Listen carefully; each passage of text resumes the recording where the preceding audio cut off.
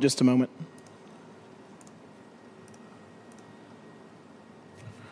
Okay, we are live. All right, let's get started with going around the table, starting with Cassie here, and introduce ourselves so we know everybody. And some of us may know each other, and some of us may know by name and face. So, Cassie, you want to?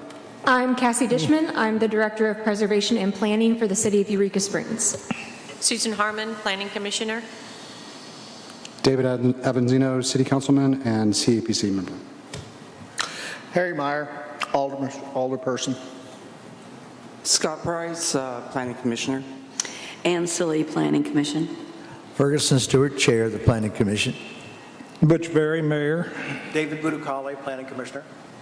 Rochelle Moyer, City Council. Terry McClung, City Council. Susan Gruning, City Council.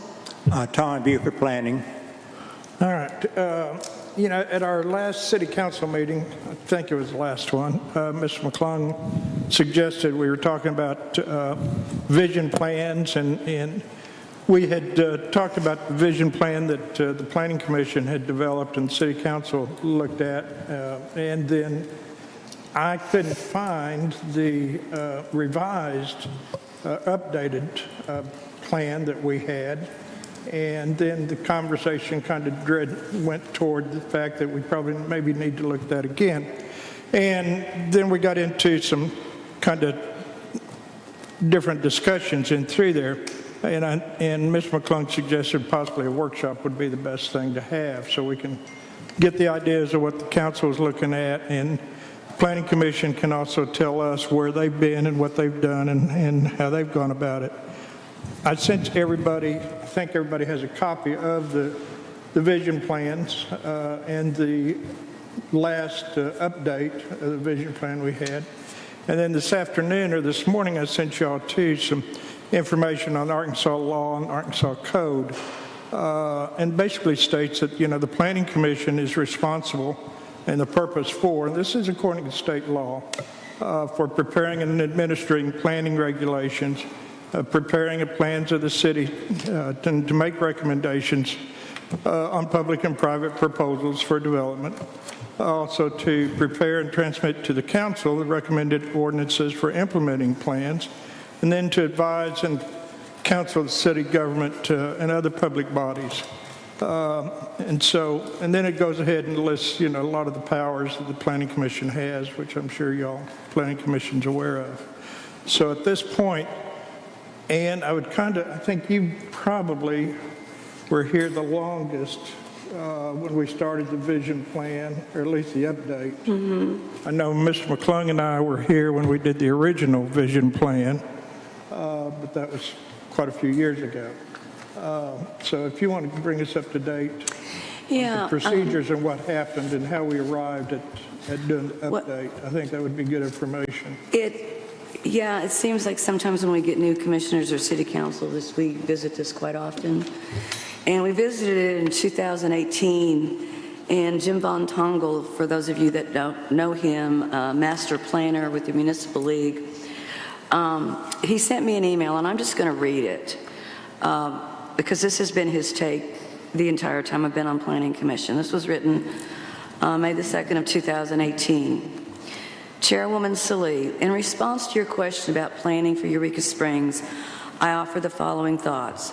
These are based on my education and experience, along with the knowledge I have picked up during a number of trips to the city on behalf of the Arkansas Municipal League over the past 20 years.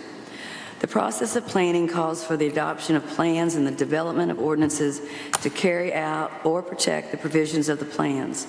Plans have taken many forms over the years, and a great number have been developed without a lot of regard to the individual assets and challenges of the individual city. From what I know, the plan for Eureka Springs, although old now, did in fact address the specific geography, history, and socioeconomic factors of the city. Eureka Springs is generally regarded as the most unique city in the state. This provides benefits in terms of tourist attraction and lifestyle that appeals to many. It also creates limitations in terms of traditional planning. Often called comprehensive plans, the plans adopted by cities historically have dealt with, but not been limited to, land use, transportation, and community facilities. That is where the uniqueness of Eureka Springs weighs in and requires a high level of professional expertise. Land uses in the city are not subject to a great deal of orchestrated change. Instead, the city must maintain a war room type arrangement whereby dangers to the historical character of the city are addressed with a rapid response that fits the nature of the city.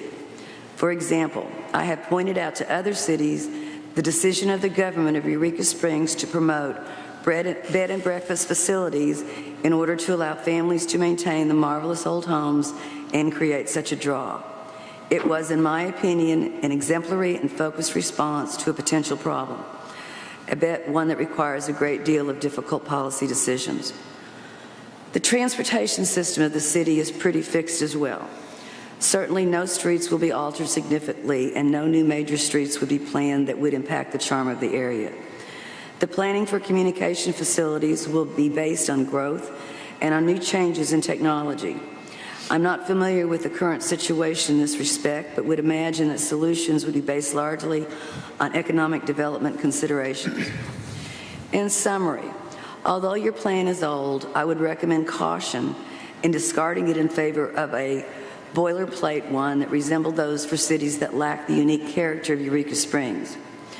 Mayor Berry and I talked last year about the possibility of an innovative type plan based more on policies than reliance upon maps prepared by individuals who guess at the future growth of the city. Finally, I would recommend that the first step in creating a new plan for Eureka Springs would involve a broad-based effort on the part of all stakeholders in the city to decide exactly what type of plan would meet the unique issues of a city like Eureka Springs. That would also involve deciding what types of professional expertise would be needed to begin work on such a plan. Please let me know if I can be of further assistance. Jim Von Toglen.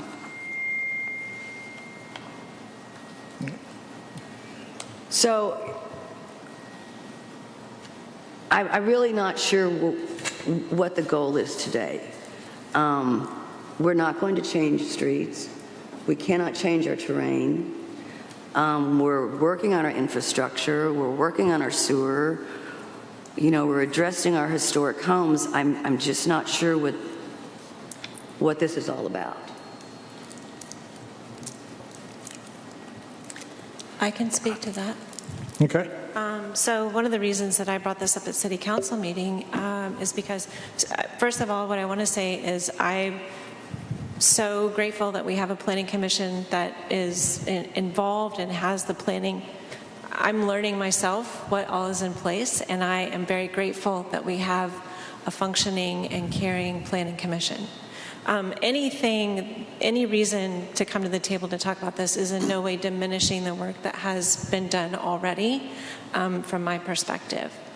The concerns that I have as a city council member is, we're getting ready to go into a budget session, thinking about what's coming down the pipeline, what are our plans for the next year, making sure that we have the appropriate appropriations in place for those things to develop, and kind of looking at what we have.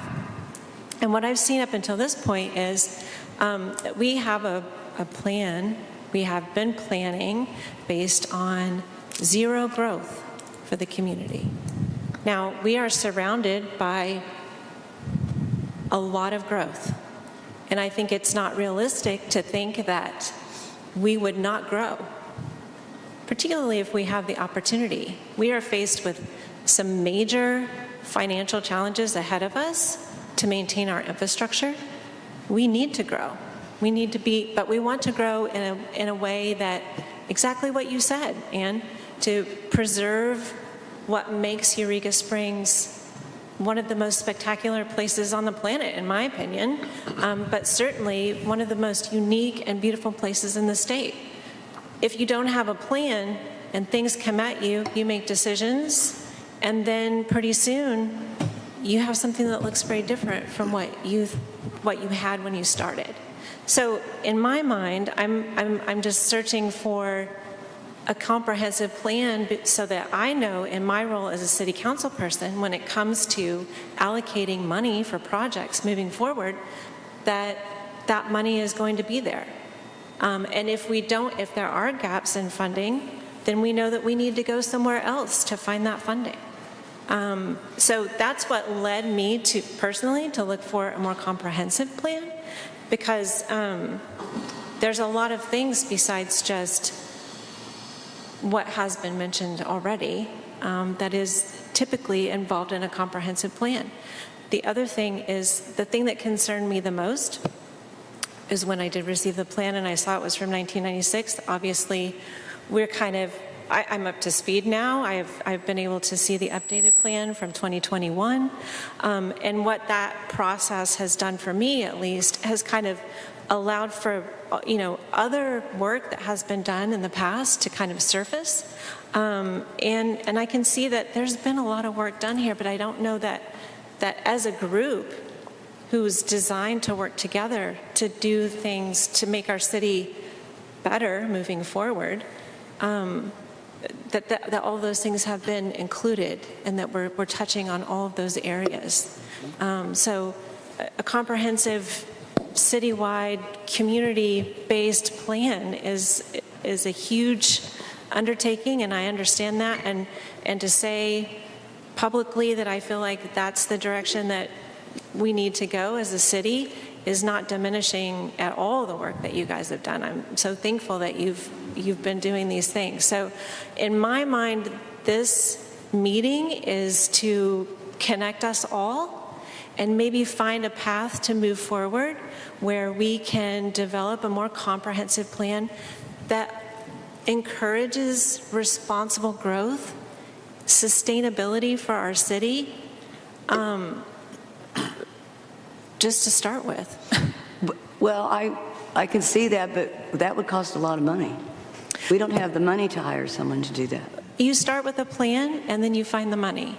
But it starts with a plan. It starts with a plan because opportunities come and we don't know what those opportunities are yet. But if you have a plan and you're all on the same page, then as those things become available, developers come in or funding opportunities become available, then you can match that up with a plan that exists.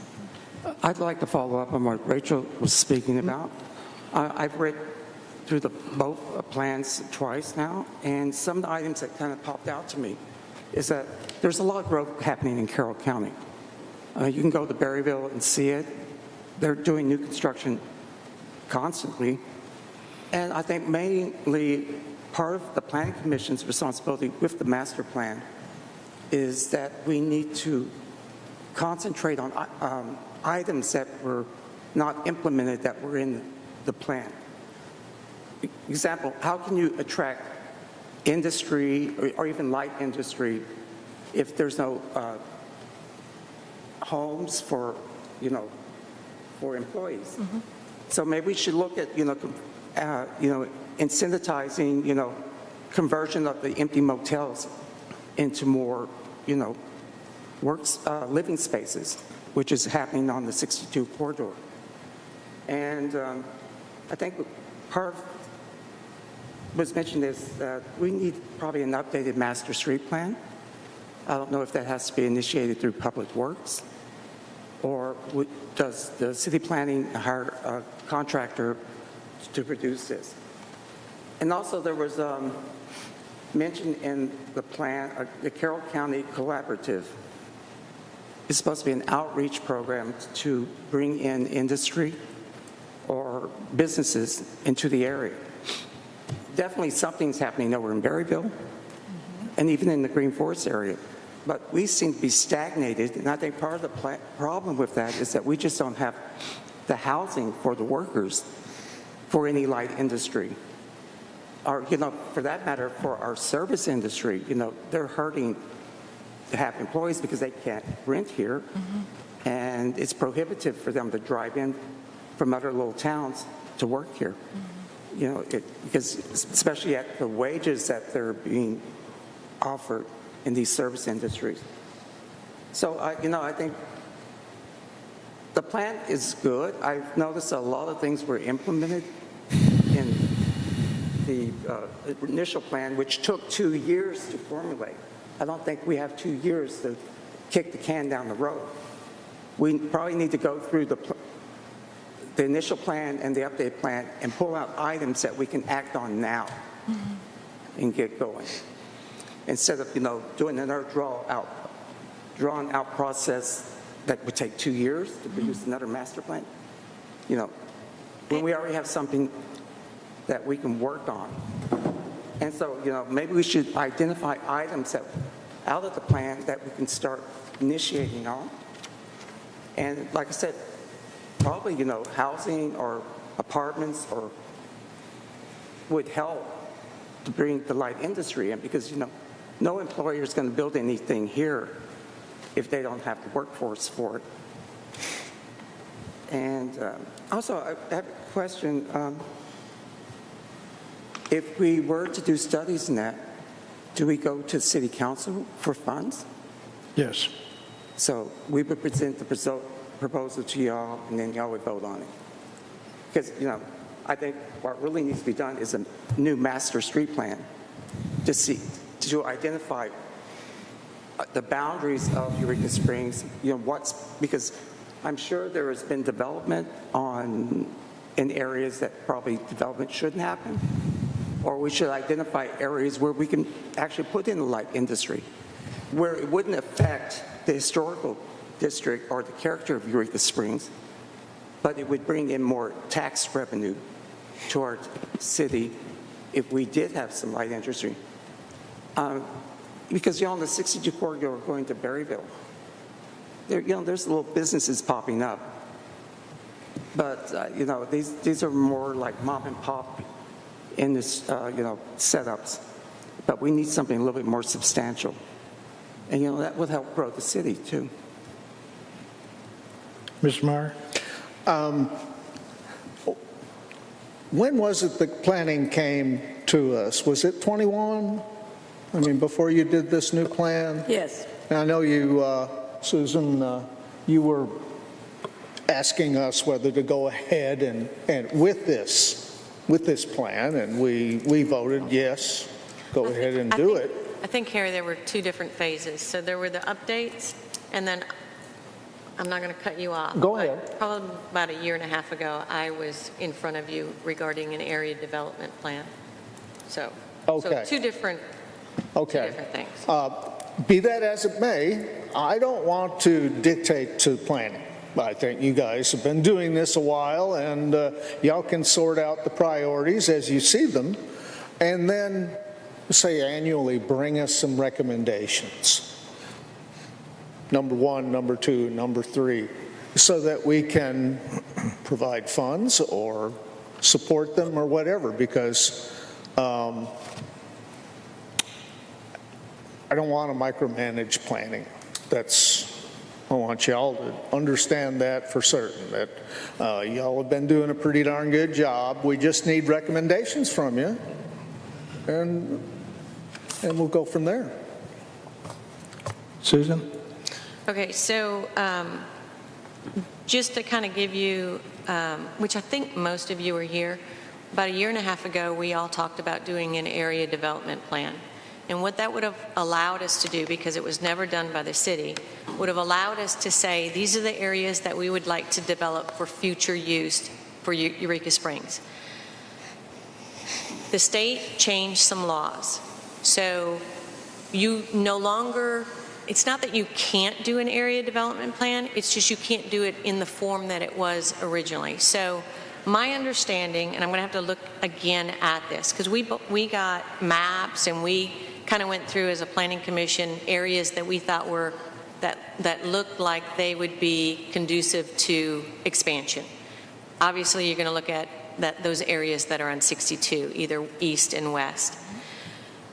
My understanding of the new state law was that there is now a Carroll County Planning Commission. Is that correct, Bush? Do you remember reading that? Okay, I'm going to have to look at it again. No. And they controlled, I thought, what went in those new areas. But again, I'm going to have to read through it again. Are you talking about a state law? Yeah, it was a state law, and it affected us doing our area development plan the way we originally thought we were going to do it. They shrunk that up, correct. Right. So we need to review that again and see what we can do. As a city, we can still do an area development plan and say these are the areas that we would like to look at for future growth. So there's nothing that says we can't do it. And when I came to City Council, I had mentioned that this is what we were trying to do because there was no such plan, never had been done by the City of Eureka Springs, by the Planning Commission, and said that there would probably be a monetary ask because obviously we all don't feel like we are are knowledgeable enough to do something like that. So that is one thing that we will need to look at again. Hopefully now this, Municipal League or whoever has a better understanding of what those changes were and how it affects what we want to do here.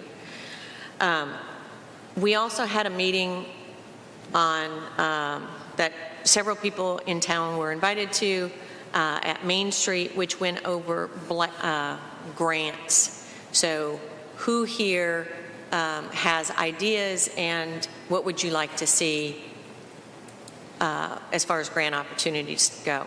One of the items that I did put on there was that if there were any planning grants out there that we could get to help us facilitate those things. We don't know if they're there, but it's wonderful to have a team of people that would be able to look for those things for us. So obviously planning does not have a budget, and we have to go to City Council to ask for, whatever we need. We never got to the point where we actually had a dollar amount because the state law changed. So that project is still on my back burner. It's not officially on our agenda right now, just because I've got to find some more information out about how it all washed out once the state made those new rules. So just FYI on that, I just wanted to say that there are still things we can do, and I totally agree with whoever is for doing not necessarily doing a new master plan, but knowing what the plan is. So the city should always have a 5, 10, 20-year plan. A lot of us aren't going to be here. I mean, I've got my place for sale. I could be gone in another 6 months. Unfortunately, as we age out, we're not going to be here. And I looked at this Master Community Vision list for 2004. It was 2004. And one of the items I asked about during our grant meeting was developing arts and cultural districts. It's on here. So we do these plans, and then we don't do anything with them. And I just feel like planning, City Council, the city as a whole should know what the city is hoping to do in 5, 10, 20 years. I don't understand why we don't have that. Now, maybe that's manpower, maybe that's whatever, but I think because there are so many plans, and this isn't the only one out there, there are so many plans that get purchased and we spend money on them and we, yay, but then they go and they sit up on a shelf and they collect dust. I agree. So I'm excited about this meeting. I'm excited that there is conversation because that conversation has been going on at least 11 years since I've lived here. So, we either want to do something or we don't want to do something. We either work as a group or we don't work as a group.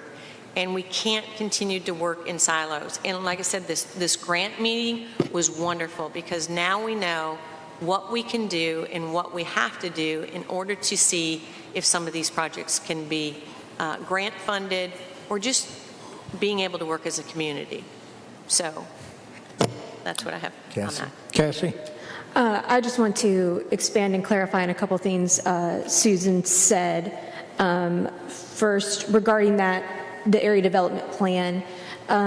So prior to this spring, the way the area development plan would work is planning would look at areas in the surrounding 1 mile from our city borders and see what areas we thought were likely to develop, likely to grow, and we could then file that plan with City Council. If City Council approved it, we could file it with the county for essentially we want to be able to have our subdivision regulations pertain to those surrounding areas. It's called extraterritorial jurisdiction. The state law that passed this past legislative session essentially said cities no longer have extraterritorial jurisdiction. And that's why the area development plan got put on the back burner, because we could still look at the surrounding area and see what places we think are likely to develop, what areas we may want to think about with annexation, if that's a conversation we want to have, but we're no longer allowed to dictate what anything outside of our municipal border can do. So I just want to provide a little clarity on that. The other thing was to the planning grants, because this is a conversation that Jackie Wolven and I, the director of Main Street, have spoken about. Neither of us are currently aware of any planning grants. I'm not saying they're not out there. Would love to know about them if they are, because of course our city and every city could use those. I'm just saying right now that's something I'm not aware of. Jackie is not aware of them either. She's looking into it. She said she'll email me the moment she knows of something, but that's, I hate to bank on a grant if one isn't there, is my only caution. Sure. And to add to that, Jackie, of course, been in communication with the same people I have. In the Northwest Arkansas Planning Economic Development District is our local area planners. They're the ones who get the grants to do the planning, and they're the ones who also do the help us develop grants, write the grants, and administer the grants, and that's who we've developed a couple of other grants for, and they've helped us with our community development block grants and making sure and putting out our surveys. So they're a valuable resource, and I've been a member of that committee, that board, ever since I've been mayor. And they're a great organization to work with, so it's a great thing to remember. Mr. McClung? Yeah, the city, has not been stagnant with these things, with growth. The mayor enabled, a city economic development commission years ago. When I've been on it, it hasn't met, in a year or better, because mostly because of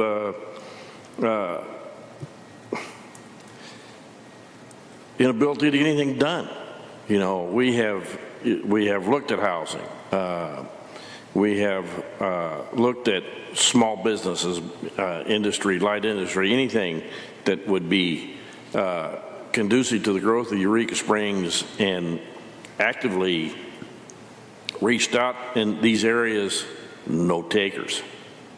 To come in and build housing, in what you're talking about, employment type housing, apartments, there's not a cost-effective way for anyone to come in and do that. It just doesn't exist. That's why no one has picked up that kind of a project. It's not doable. It's not profitable. It's doable.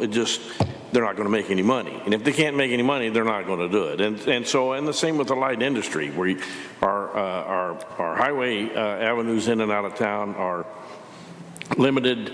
Our land topography as it is very restrictive to any kind of commercial development.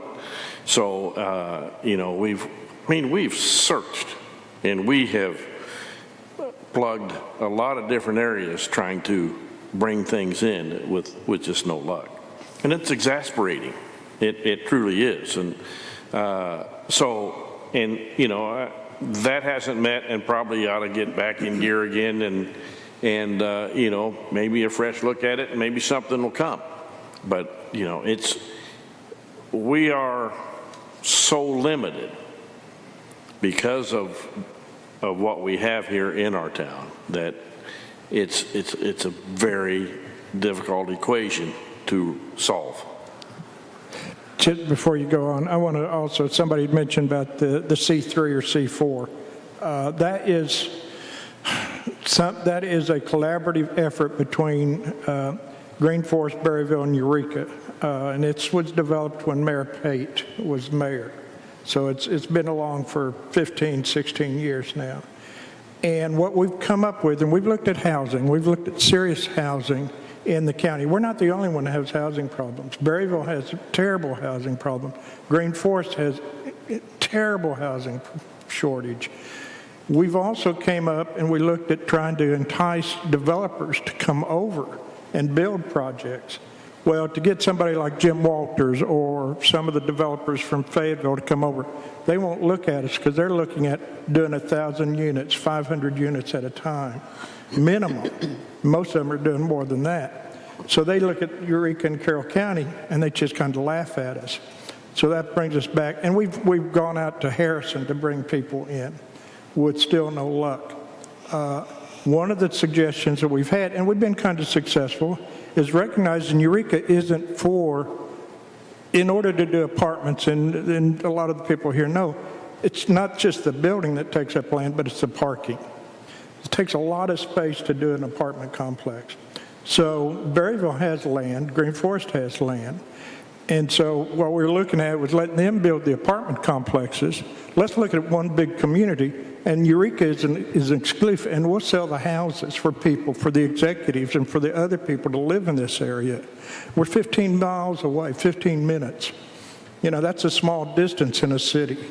And so looking at the metropolitan area, well, metropolitan, the county area, Berryville and Eureka, is how we're looking at the housing and trying to work in that direction.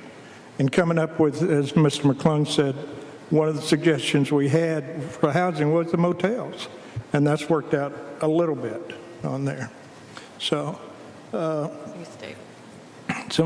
sorry, yeah. Susan? Who was the grant writing place that you said you work with? Northwest Arkansas Economic Development District. That's who Jackie's been talking to. Northwest Arkansas? Yeah. Okay. Northwest Arkansas Economic Development. So I love the idea of the collaboration with the other cities, Berryville and Greenville. I didn't know that, so that's really interesting. And it is hard to have housing here. You're right, for all the reasons that, Terry, you said. Talking to a friend of mine who's a realtor in Boulder, she said kind of the same thing. Scott, I know it's not what you want to hear, but the worker bees don't live in Boulder. They live outside of Boulder. The worker bees in Aspen don't live in Aspen. They live outside of Aspen, and they come in to do their job. Because, the city of Eureka is not a big community, really, or a big boundary. We're small in the areas that we might be able to develop in. That, it's tough. I don't have an answer for that one. I think about, though, the hotel by what used to be Eureka Brewery that they tore down. Do you know where I'm talking about? What a great opportunity there for maybe apartments, but... We've looked at that area too. Yeah, and we've contacted the owner. So, yeah. David. Yeah, first of all, I just wanted to say to Rochelle and Susan and Ann for the collaboration between planning and city council. A lot of times we feel that each commission works on their own and then city council only gets involved when it's needed. But I think Rochelle has a fantastic idea about a vision plan, and I consider it sort of like a vision board. I don't know, you all have kids or grandkids or whatever. You have your boards in your room of things that you want to accomplish or see, and some of these things you just rip off because you never know they're never going to happen.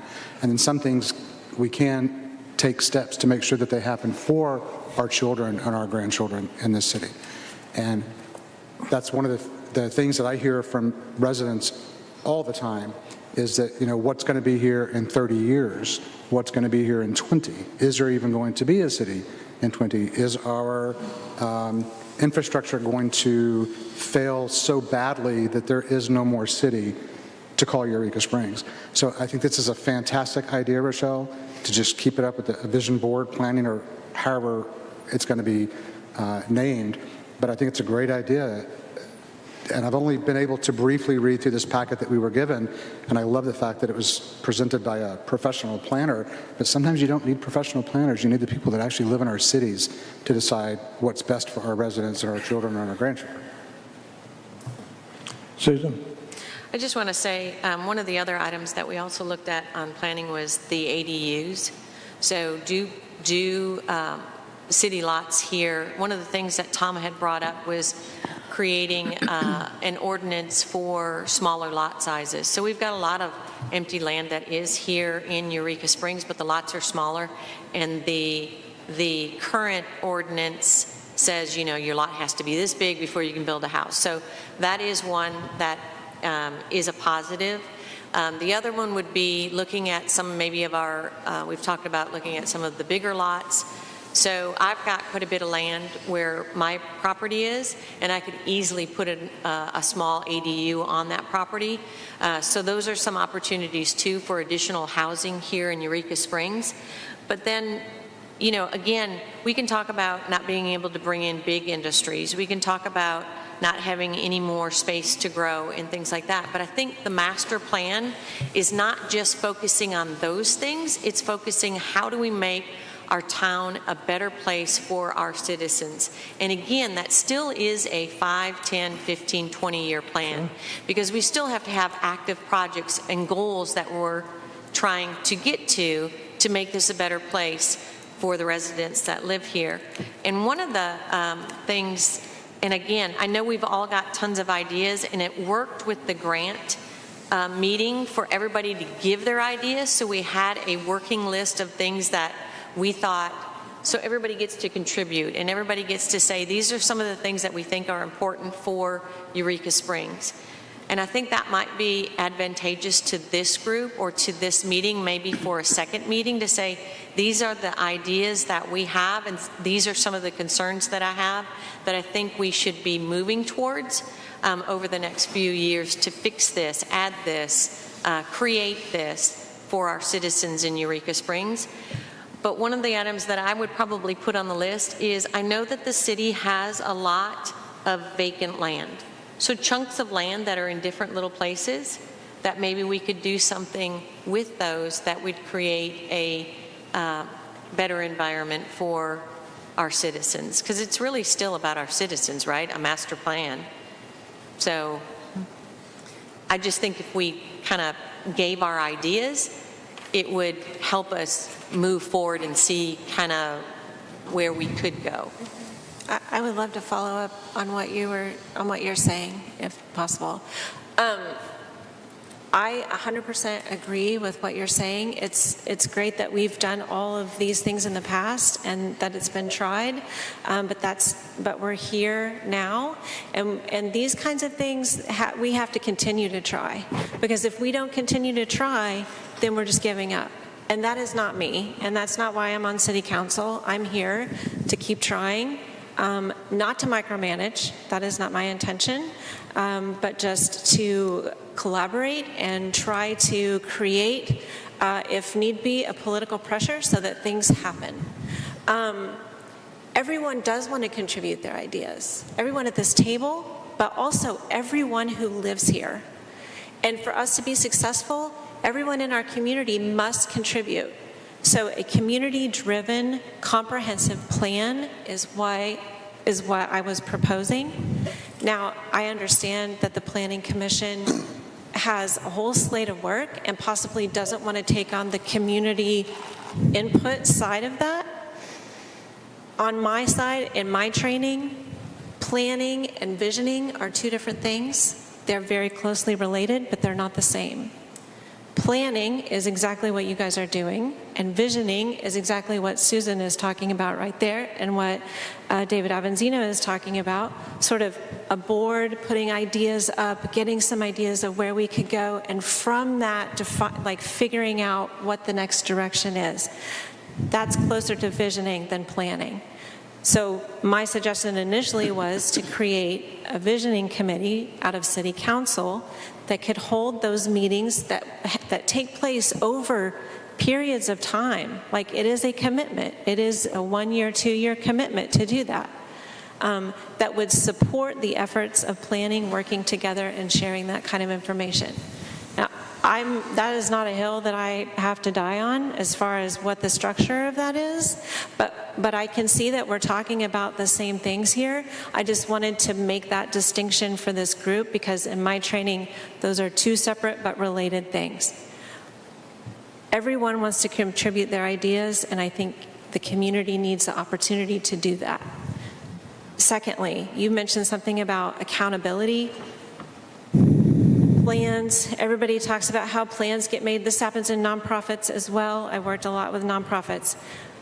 You make a plan and then it sits on the shelf, and that's super frustrating because it's expensive, it's time consuming, it's painful in a lot of ways to do community-based planning, right? The reason that you don't have accountability is because there's no one holding anyone accountable. The point in being a city council member, the system is set up to hold accountability. You just have to do it. You have to assign pieces of the plan to organizations, to individuals, to commissions, to committees, and then you have to follow up with that. In my mind, City Council has a platform with which to do that. The mayor's office does as well.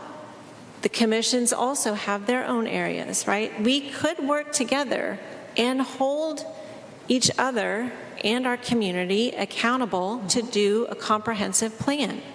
But we must assign accountability. You have to assign it. Nobody just typically takes it. Resolutions by City Council is like law, right? So that's why City Council adopts a plan. Because if anybody does activities that are not aligned with that plan, it can be illegal.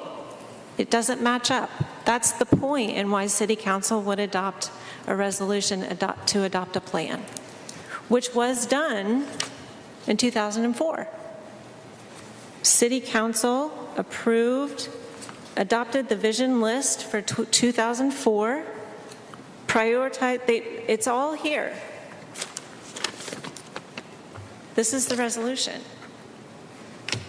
The resolution says, whereas the Vision Committee of the Eureka Springs Council was formed to develop a list of vision and action points to provide a proactive blueprint, they adopted the plan for 10 years. That gets us to 2015. In my mind, nothing's been done since then, really, to this extent. I understand because it's a huge undertaking. But I think that that's what we're talking about now. Susan? So I agree with everything that Rochelle had just said, and I think it goes back to to do this and to hold accountable, I think we have to do communication as a whole. We are a whole city. We're not just City Council. We're not just planning. We're not just parks. We're not just Main Street, but to bring everybody together as a whole so we know what the other is doing. So I know in some other towns, I've talked to some other planning commissioners from some other small towns like Galena, Illinois, is one example. They quarterly have other people come in, and not just city specific, but maybe it's the Crescent Hotel. Maybe it's Inn at the Ozarks. They do a lot of events that come into town, or they're seeing a rise somewhere, they're seeing a decline somewhere. The more we are aware together, we're stronger together. I think the more that we collaborate and communicate, we can get further, and we're more knowledgeable, and ideas, the more heads we have together, the more ideas or maybe problem solving we can do as a whole. Steve, or Scott rather. Yes, I like the idea of the vision. It's wonderful. But I think immediately we need to go in and define, as the City Planning Commission is to define the scope and then come up with deliverables that we can act on immediately. Because there are some deliverables in here. Because, they did the trolley. That was done. There's many items in here that were actually accomplished. But there's a lot that weren't even followed up on for various reasons, but maybe the conditions why they weren't followed up have changed now. So I think probably city planning needs to go in and define the scope and actual items that we can actually deliver on.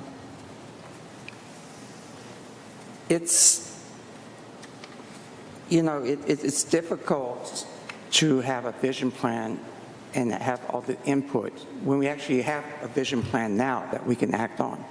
I think that's great for the future, but then again, I feel like it's like kicking the can down the road when we really need to act on things immediately because we don't have any growth.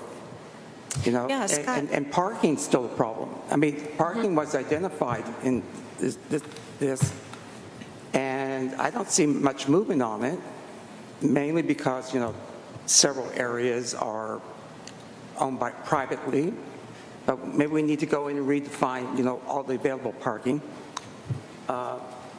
Transit, you know, maybe we can subsidize transit to make it, you know, like walk on, walk off the trans, and promote that to the tourists so that they actually use it and park their cars in the parking lots up on Plainer Hill.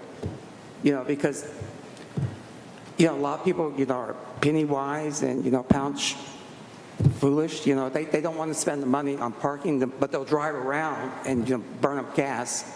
But, you know, maybe we can make it more available. Maybe we can look at subsidizing the transit. And also, you know, they talked about in the planning thing, you know, these gateway portals. You know, I've come in, you know, I don't see a gateway portal at Dairy Hollow Road, even though it's identified there. There's no signage saying this is an alternate route into town, or coming down Magnetic on 62. There's no signage saying this is another way into Eureka Springs to, you know, lighten the traffic that comes into town, instead of it all come down, you know, Main Street south. So, you know, I think the vision's wonderful, but I think we have something right here we can actually start working on. I don't think the two are mutually exclusive. Harry? Well, you know, we've got, this is a 4-year-old vision plan, but we have a vision plan, and like I said, I think planning, since they've had this a while, they've discussed it, I'm sure, come to the council with something that's in your vision, and we'll see if we can't institute it. I like the idea of the signs, you know, the signs that tell you which way to, the route to get into town, or that expect delays because of traffic and so forth. Yeah, that's a good idea. I think a lot of these things don't cost a lot of money that we can do and add to our budget. And, you know, as far as getting small business, we don't have a industrial park because of terrain, like Terry said. You know, you can't have an industrial park on a hillside. It's just not practical. I know lots of Yellville's got a big industrial park, but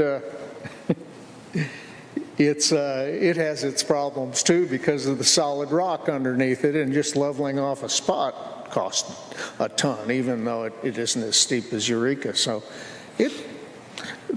that's a tough one. I don't think we need to provide housing. We just need to provide a place for an industrial park if we want one. Do we want an industrial park? And what sort of business industry do we want? We don't want anything that's going to overload our sewer system. You know, so it's in your hands, planning. Please. David? Yeah, Mayor, you made a comment earlier during this meeting that there's some sort of clearinghouse or consolidation for a grant writer that a bunch of cities use. Is that what I understand? Northwest Arkansas Planning. So I'm sitting here thinking, and I'm wondering, if this is a clearinghouse for grants, we are still in competition for all those grants that all these people may know about within this territory. Is that correct?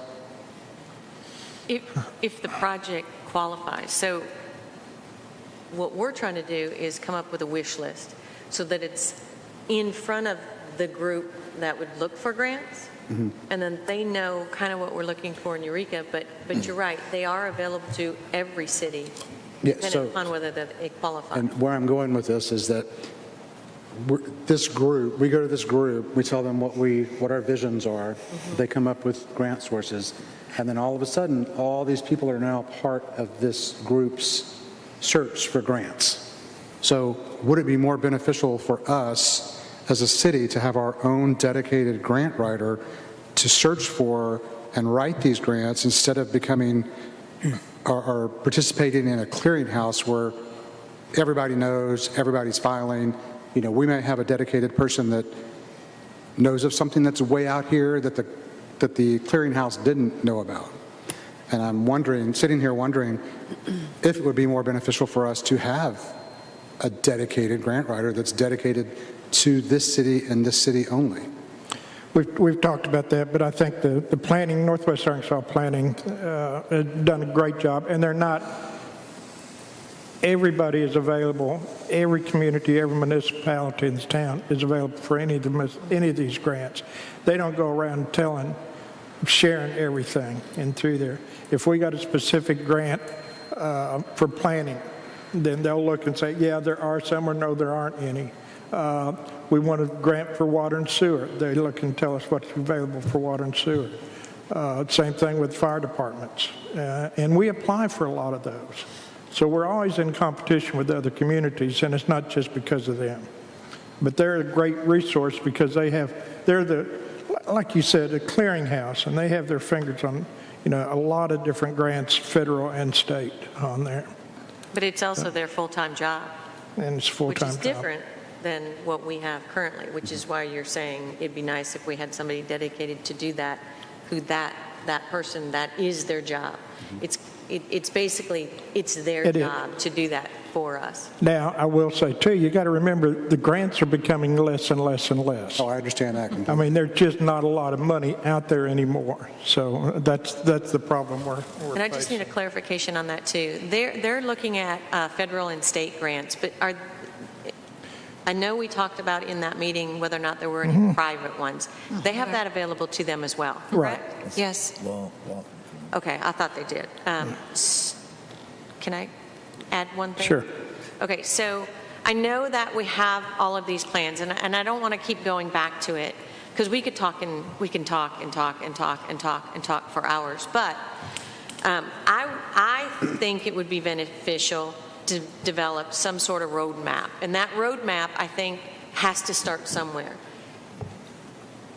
To have something that not just this group can look at, but that the citizens can look at, that they see, okay, these are the projects that are going on. It doesn't have to be, we're filling a pothole, but some of the major projects that are going on so that people are aware of them. And yes, there are many things that planning is responsible for, but we don't know what's happening over here and over here. So Terry, you talked about the Economic Development Committee. We don't know what's going on over there. So we don't even know if there's an overlap on anything. Obviously, you said they haven't met for a while, so but it would still be nice to have an update from them or something that we can consolidate all of that information with streets, new sidewalks, vacations, things like that. We don't know what's going on that side of it because that's what you do as a daily, that's your job. That's not our job. So I would like to at least see a roadmap of maybe facts and or wish lists for the next 5 years. We have to start somewhere because, like I said, a lot of us aren't going to be here and we can do nothing. We can have a plan from 2004 that we feel like maybe we haven't really given enough time to. So I'm for doing that. I'm for working with everybody at this table and others to come up with that roadmap. But I do think that we still need to have, maybe not necessarily we're calling it a master plan, we're maybe not calling it a vision plan, but we've got a roadmap of where we want to go over the next, just say 5 years, as opposed to 10 years or 15 or 20. But we have to start somewhere because I don't think we all know what's really going on. And we're all operating in these little silos. And it's not a bad thing, but I think it could be better. I think Ms. Boyer brought up several good points. I see the Planning Commission as the vehicle for doing this. I think the Planning Commission, when they developed the original vision plan, they did involve the community. They had community hearings. They had community input. It wasn't just the Planning Commission. It wasn't just the City Council. In fact, it was, the Planning Commission was the main vehicle. And then they involved its other organizations, a Rotary and other groups involved. And I think that's still one of the functions of the Planning Commission is to develop this communication and conversation from the citizens to find out what all we are and need and want for the future. And then you develop that plan and then can bring it to the council. Council's responsibility is for developing legislation. Council is a legislative body. They're not a planning body. That's the Planning Commission that's stated in through here. So I think what we're doing is good. And I think what the Main Street trying to get that together was good. There's got a lot of people up there. There's a lot of things that we can't do. There's transit we can't offer free because of federal regulations. But we have these people, so there's a lot of things we can't do and we can't do. But the planning at least gets that started and through there and gets the communications. Ms. Moyer? So I wanted to respond to something Scott was talking about in terms of there being an immediate need, and Harry's response I think is absolutely right. I don't see the current plan and prioritizing this plan and placing a program to it, meaning how much money do you think these programs are going to require?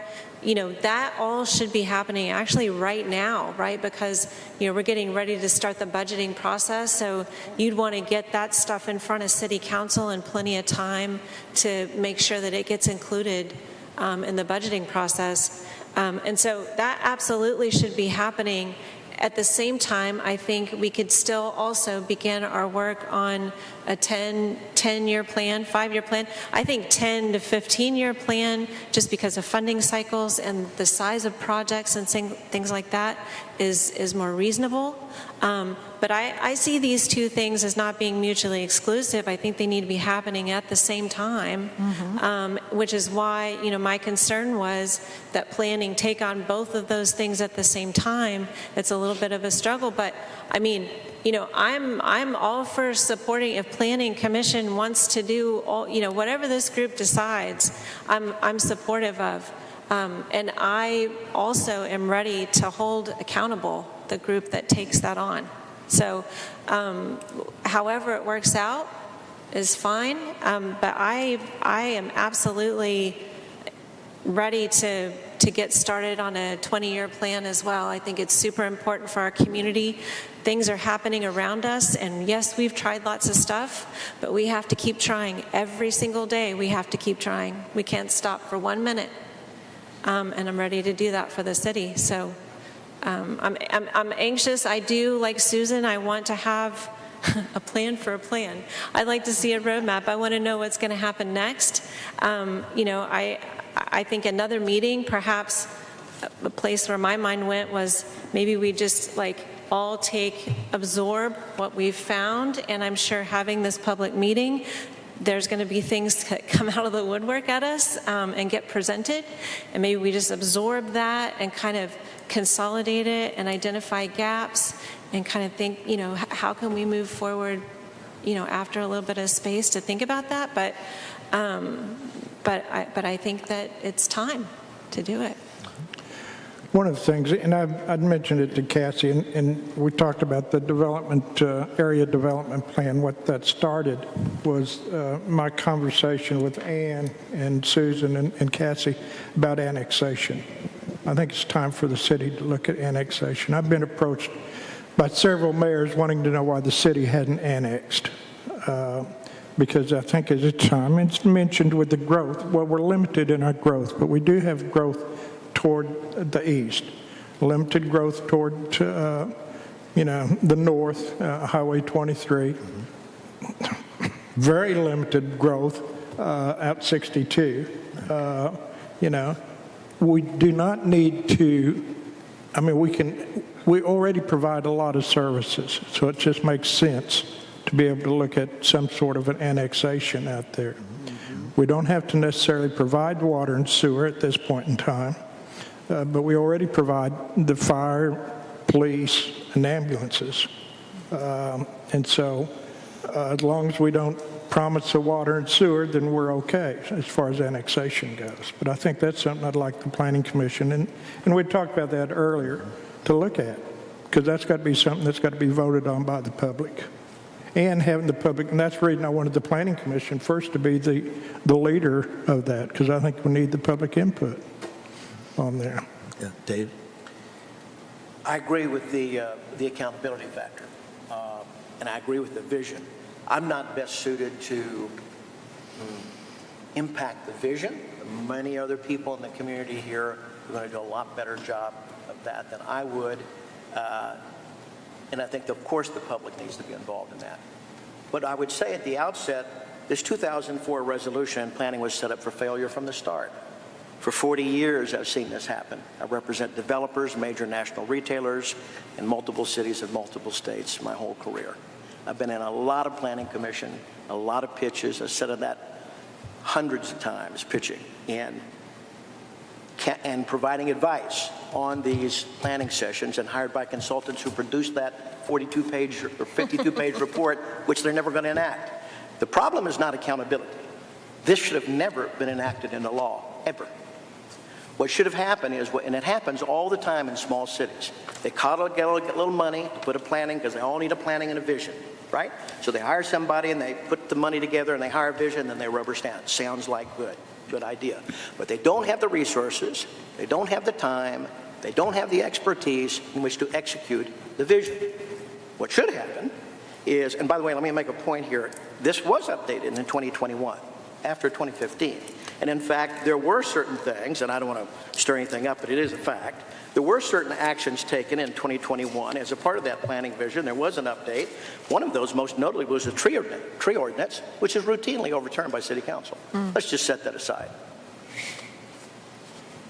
What should happen is, if we want to use this that they already paid for as a basis to identify 5 things, identify priorities, or burn this document and start over, and use the priorities that we think are most important, starting with the vision, which is going to be interesting.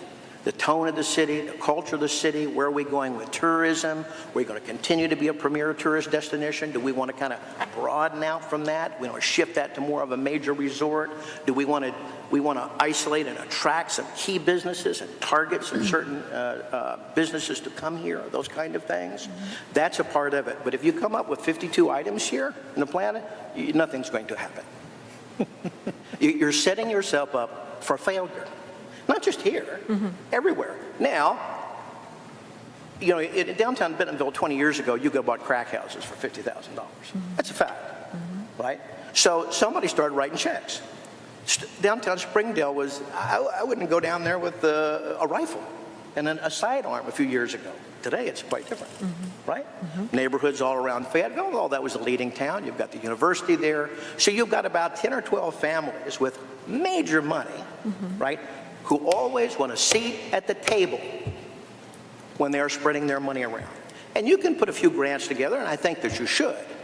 But if you're looking for real outside money to help the growth, then you're going to have to be proactive about giving them a seat at the table to help you with your vision and accept their criticism. Otherwise, if you just want to do it organically, then we're going to have to come up with some real priorities to do that, which you can. If you don't want to get them a seat at the table, if you don't want another Dollar General here, right? Or you don't want Walmart to come and put a neighborhood market in here because of whatever reason, right? Then don't do it. And there's other practical matters about developing in real estate. First of all, and it's been mentioned several times, I mean, I'm in this business a long time. You need flat ground or something pretty close to it, right? You need water and sewer or somebody pretty close, right? And you need a city that's supportive of you having that development there, right? And you need to have a job base of people that can work in the Tractor Supply, the TJ Maxx, and the Tyson's Food, and whatever. And housing, of course, is a problem for the whole region. But there's some practical things about Eureka Springs that's always going to make it a little bit different. Develop that, and Terry knows this, and Terry, everybody knows that, and it's expensive. Land costs are high. I did look at I had represented a major national retailer. We tried to find some flat ground here on 62, and you'd have thought that there was gold under the land based on what people wanted for the land. Yep. Yeah, you think, really, we're drilling for oil here. And you're going to have to backfill all that to create 1.5 acres to 2 acres of flat ground to do it. So there's certain things that are just not practical, but there are things that are practical. We can develop a part of our vision, in the plan, and you're absolutely correct. The vision is the strategy. The plan are the tactics. And if your strategy is to get here, which starts with the public input, right, then the tactics are business-like. Then you get somebody like me or somebody else to go after executing those tactics, right? I'm not going to be really good at the vision, right? But you need tactical people to do that. And that's what has to happen, a few at a time. And the final thing I would say is this, is I always try to look at where the low-hanging fruit is. I think there's probably a big lack of understanding about most of the planning commissioners about what all these ordinances we're going to get approved are. I don't even know. I mean, if you gave me a quiz right now, I'm not sure I could even pass a test on 10 ABC questions, right? What the ordinances are, and that's not right. We should know. So, and Cassie does a good job of, when we get outside the lines, she'll push us back in the ditches, and I get it. But there's some no-cost things we can do. I'm sure there's some ordinances on the book right now we ought to influence.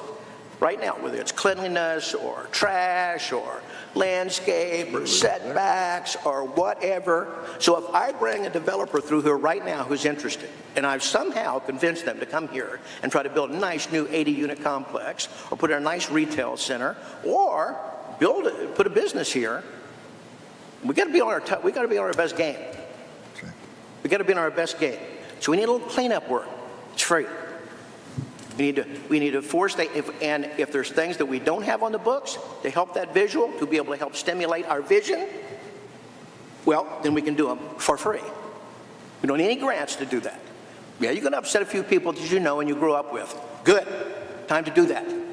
Right? Because somebody came to you and they wanted a rule change because you've known them all your life? Not a reason. Sorry, I can't help you. Right? This is for the greater good of the community. Right? That's exactly what has to happen. And by the way, this is not new. I've seen this many times, right? But you're in a good position. The issue here is Eureka Springs is not broke. Right? I don't mean financially. That may be true. It's not broken. It's working, right? But there's other economic things. Economics come and go. Look, the city's been artificially stimulated like so many countries, cities around the community for the last 4 years. So you're just getting back to normal here. You got to deal with it, right? But the city's not broken. Yep. We just need to tighten up a few things, in my humble opinion. I only see things from a business stand. So I'd identify them in no-cost improvements, things we can do now, clean the place up. 2, low-cost improvements. Right? And then, of course, our vision plan is going to include some things we need to raise some money for. Sure. And side note, when it comes to the vision thing, I'm more nuts and bolts. I'm big on the sidewalks. Okay, somehow, some way, that needs to be in our plan to create more walking mobility.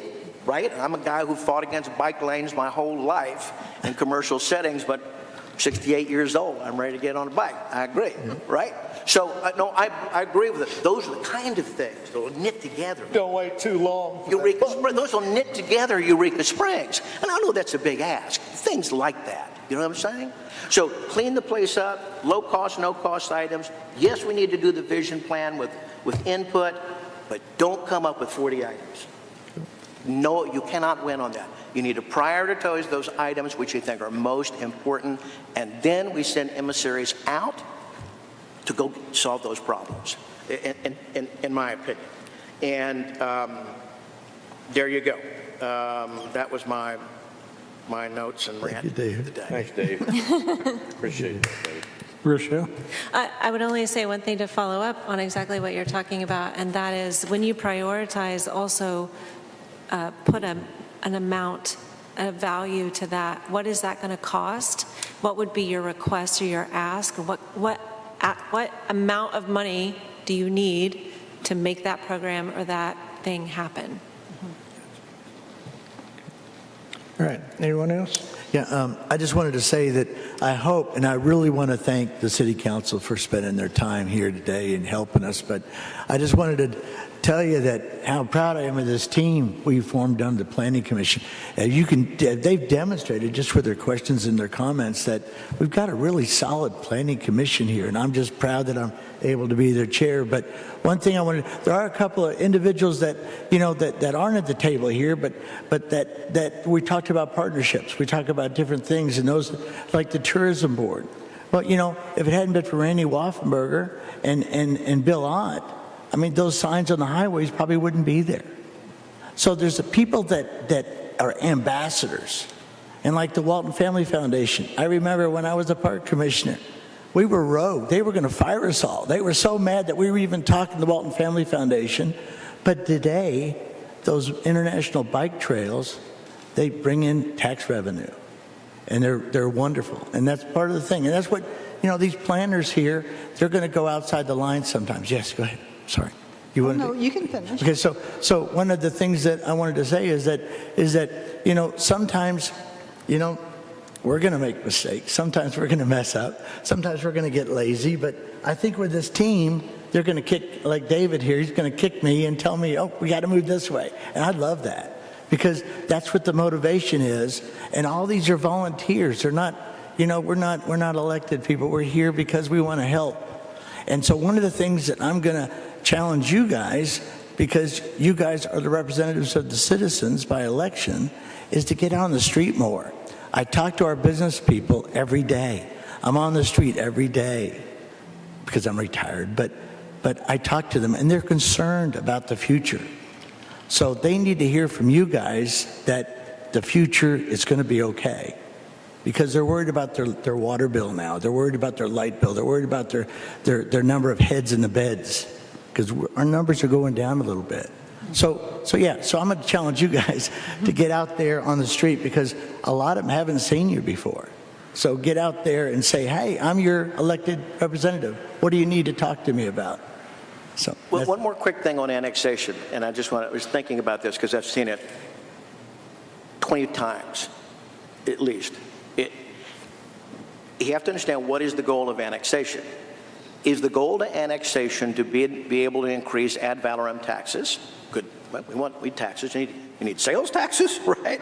And we need some more ad valorem taxes. And that does come through different uses and building on and improving, vacant land and existing buildings, for sure. But is it increase ad valorem taxes or encourage development in specific areas, or both? We're not going to be able to realistically, and if it's the second, to encourage development in specific areas, I can tell you firsthand, I'm in this soup every day, is that if that annexation, fire and police, I'm sorry, just won't do it. Right? Say that again, Dave. Huh? Say that last. Fire and police won't do it. Right. If I have a 10-acre piece of property out there and I said, I'm going to deliver you to some flat ground, oh, and by the way, we're going to annex it so you get to pay more taxes. No, there's no water and sewer, but we got fire and police. It helps the hazard insurance a little bit, but it's not going to say, wow, thank you, sign me up. Right? So there has to be something else in the plan. Maybe it's a part of an incentives. Early years ago, we developed what was called TERS, tax increment financing zones, where real estate taxes were deferred or done away with for a period of time to encourage growth. Yeah, other tips, all that. Yeah, so we started those back in early 80s. The TERS got started. And so those things have to be a part of the package. That's one of the tactics, right, that we have to do to go out if we want to get more jobs in here, increase ad valorem tax rate, and get more sales taxes. That's one of the things we have to do. So the question I have next is, are we going off the vision plan we have and then we're going to chop that up? Or are we going to start with a new vision plan which is impacted by a new round of discussions with the public since the town has changed in the last 21 years? Follow up to that last question you had in particular. That is, I have a few questions, and the first one is sort of two parts. Is that what we are taking out of this workshop, which I don't know if we can because we can't vote. that we are going to make a new vision or comprehensive plan / is that going to be the Planning Commission's decision? That whether or not we pursue that? Susan? Great question. So we heard a lot of ideas. We've been sitting here for an hour, shooting the bull, coming up with ideas that are really, really good. What are our action plans moving forward? I don't think we have to vote on anything if we want to go out and solicit new ideas from our constituents and then come back and see if they're still applicable, or we can edit the current vision plan and say, yes, some of these are still in line with the vision, and some we know we can't do because maybe state laws changed. I like the idea of prioritizing no cost, low cost, big cost. But we need an action plan. Are we just going to do like we've been doing and put it back on the shelf and see what happens? Good question, of course. Well, that's why I said it would be nice if we met again and we came up with a wish list or a priority list of what each person, because we all think there's something different that we think is more important. I mean, there might be a few of us that have the same items on there, but if we don't see that list and we don't compile that list, then we're not going to know where to start. And we have to start somewhere, which is, what things do you think we need to do? Maybe you're going to look at that list and say, yep, I want every one of those lists or items on the master plan. I don't think you've completed this. I don't think you've completed this. And oh, by the way, I'd like you to see this. But let's get a list together, and then we can go from there. Is that what you want to do? I still like the no cost. I think that's what we should do. Ann? This is my recommendation, is that planning get together and go over the 21 report. Extrapolate from that things that we know what we can do at no cost, low cost. City Council, get your wish list together and give it to us. I would caution us on talking to the public, because this is something we are going to vote on. That can be considered ex parte. So I think we need to be very cautious about that. But we can start with what we have from 21. You can provide lists to the mayor that he can give to us. You know, we can then have another workshop and talk about it. But like David said, it's not broken. Let's take what we've got and see what we can do and go from there. Doesn't mean it won't get broke.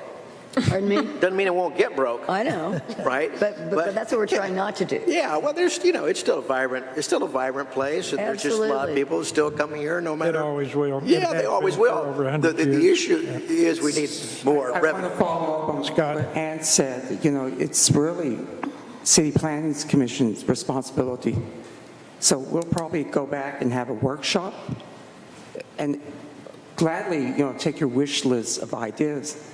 But we have to come to a consensus within the Planning Commission of what we're going to do with the existing document and how we move forward. Well, could be a couple of other new items to add to, one of which is the annexation. I'm not sure that's really discussed in that planning. It may have been. We just have to cut it up. Oh, I agree. Yeah, so annexation might be something that we add, and then that gets very specific. Then because there's commercial development going on 62 East, right. And we probably should quickly annex that area in that direction of Berryville. Be careful. Well, we have to make sure that annexation is not a deterrent to growth, right? Because if you're not adding water and sewer, right, to some users, that would be a deterrent. You don't want to throw them out, right? To some, it's not as big of a deal. But if you're not adding water and sewer, you're not adding a lot. Okay. Ms. Lawyer? I wanted to be very clear. I don't have a wish list, and I am not trying to guide this in any particular direction. So I have nothing. If you were to ask me for my wish list, I have nothing on it. What I would say is it seems like most of us agree that a second workshop might be valuable. I think taking some time to absorb everything that's been said and presented at the table is a good idea. I would certainly be in favor of a second workshop, and perhaps we'll have a clear vision of what comes after that. And I also want to be very clear about this. If Planning Commission thinks that they want to do all of this, I'm in huge support of that. My position is not to take anything from planning, and it's not to push my will into planning. What I want to see is I want to see a plan for the next 20 years for this community that is driven by this community and guided by the people at this table so that it has funding to support it. I think priorities is a really good idea. That was not clear in the things that I found in here, and I just wanted to be clear on that. I have no wish list. I have no agenda here. I see planning as a process that is driven by the community that will take some time. And I'd like to see that happen. And if planning cannot do that, what I'm saying is I'm open as a city council member to present that in council to see if we want to set a committee to help support that. That's it. Cassie? I have two things. First of all, I know there's been mention of a second follow-up workshop, maybe a planning workshop. Since we have a planning commission meeting on Tuesday, Fergie, would you like me to just go ahead and add vision plan to our commission business? That'd be fine. Okay. And then the second thing is, regardless of if we decide to, or you all decide to do a whole new plan, or just really prioritize updating or taking certain items to work on from the current plan, the current update, I would heavily encourage isn't even the right word, request as your staff person that you really think about the time and the money that it's going to cost. I will be completely honest and say that if we want to do a whole new plan, we are going to need to hire somebody else to do it. Since last Monday, after this came up at City Council, so the following Tuesday, all I have done is prepare for this workshop, find documents, do research. I have 2 commission meetings next week that I have barely prepared for because between day to day and preparing for this, that's been my entire work for 2 weeks almost. So I can tell you right now, I do not have time to make a plan.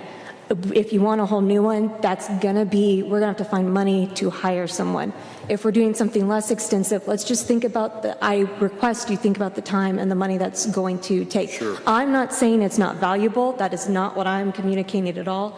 I'm just saying, as the person whose full-time job this is, it comes at a very real and obvious cost to me, as along with all the other job duties, as well as the other commission that I serve. Quick question. I apologize. And we do appreciate you. Thank you. Yes. As well as the Planning Commission, because I know everybody's a volunteer, and this is huge. But in what you said, this is always evolving too. What we're planning today may not as be important as it is 5 years from now. So it is just my opinion, because it is planning that's doing this, that you might look at it and, again, just maybe edit some things and not redo it. There's good information, baseline things in here to start with. You don't need to pay someone to redo all of that. We just need to think about the wish list. Mr. Mayor, I'm sorry, a quick question on that, as just a logistical item. These documents, the original plan, the updates from 2015 and 2021, are those on Word document, do you know, or are they all in PDF? I don't know about the vision list from 2004. I don't remember if they're Word or PDF. I do know you can get both the update and the Donahue plan on the planning website, esplanning.org. What I was just saying is a matter of, where I'm going. Yes, I do know what you're saying. We all know To where we're update going. and clean it up. Yes, he says. If it's on Word, I mean, I can convert a PDF document, but it doesn't always format right. I feel like the 2021 one might have been a Word document, but I wouldn't, don't hold me to that. Can you find anything in Word?